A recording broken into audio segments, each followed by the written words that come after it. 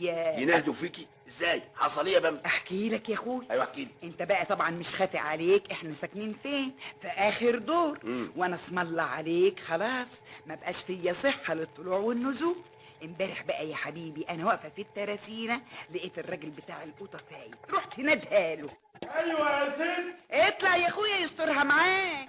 القطه بالتسعيره يا ست. عارفه يا اخويا عارفه، اطلع. وطلع يا اخويا الست دوار، وعبال ما وصل كان عرقه بقى مرقه ونفسه بقى مكروش، وقال لي يا سلام على السلالم، يا سلام سلم. السلم بتاعكوا عالي قوي يا ست هانم. معلش يا اخويا معلش، ما هم بيقولوا الرزق يحب الخفيه. ايوه، عايزه قوطه قد ايه يا ست؟ بسم الله عليك، وريني قبله يا اخويا. ايه ده؟ ودي قوطه دي؟ هي انت بتسميه دي قوطه؟ لا لا دي خضره. اتفضلي، ادي قوطه حمراء. ايه دي؟ لا يا اخويا دي مفعصه. اتفضلي، ادي قوطه ناشفه. حلوه قوي دي من ايدك. والكيلو بكام بقى يا ما اخويا؟ قلنا بالتسعيره. لا لا يا اخويا، شوف بقى انا هاخدها ب7 بس. زي بعض يا ست.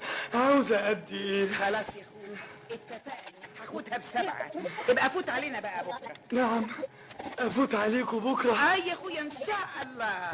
اصل احنا بقى مش عاوزين النهارده اصلنا النهارده طابخين عدس. امال بتنتهيلي ليه وتطلعيني ست ادوار ليه؟ بسيطه يا اخويا. بسيطة ازاي؟ انتوا ما عندكمش رحمة؟ ونزل يا اخويا وهو عمال يبرطم، ما تفهمش ليه. يعني كان عايزني اشتري القوطه النهارده وانا عاوزه اطبخيها بكره، مش برضو الواجب اخدها طازه احسن يا ابو سيد؟ ما دمتي مش عايزه قوطه النهارده يا بامبا، تطلعي راجل واقع، تطلعي راجل التعبان ده ست ادوار ليه؟ ليه؟ في حاجه لما تستني لبكره؟ يا اختي يعني حرام اسال واطمن عن سعر القوطه يا ابو سيد؟ اطمني بكره يا ست. يعني هو حصل ايه؟ ايه تسالي يا ابو سيد؟ تسالي ليك انت، لكن مش تسالي البائع المسكين اللي عايش في الوقت الضايع ده. ده راجل بيجري على رزقه يستهانم، على رزقه ورزق عياله. كفايه الحمل اللي هو شايله على دماغه. لازم يا بابا يكون في قلوبنا رحمه على بعض، في قلوبنا رحمه. يا اختي هو الراجل ده ابو سيد ده هتتنقره من نقر ليه بس يا اخواتي؟ امال هسلي روحي طول النهار بايه ما دام لا عندي لا طبيخ ولا غسيل؟ يا اخواتي ما كنتش استلى على البياعين اللي رايحه وجايه، استلى مع مين بس يا اخواتي؟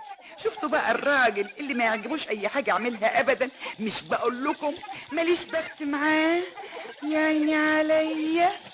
عارفاني يا اختي عشريه واحب اسال عن جيراني، طبعا اطمن على اخبارهم اول باول.